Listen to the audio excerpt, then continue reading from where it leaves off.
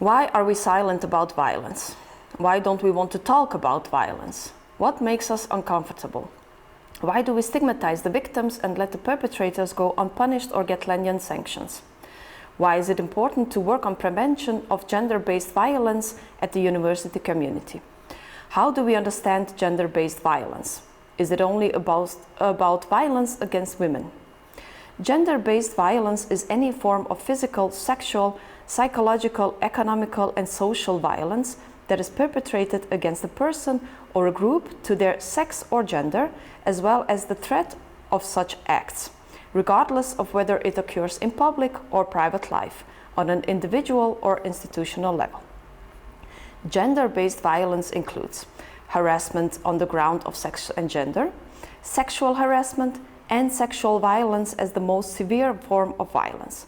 Sexually suggestive comments, offensive jokes, derogatory names must not be an acceptable form of communication in the university community.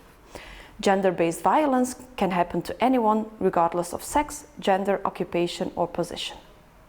Gender-based violence happens to both women and men, but women are proportionally more affected because they are generally ranked lower in the social hierarchy, are more economically dependent, and are more stigmatized as victims of violence than men.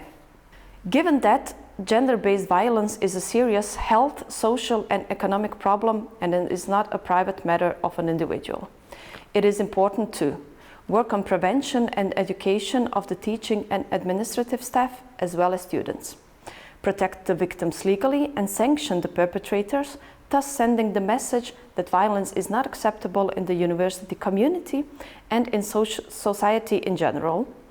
Change cultural patterns of behavior about acceptability of violence and change the organizational culture at university and other institutions. Report violence, because that is how we help victims and build a community of zero tolerance towards any form of violence suffered by both women and men.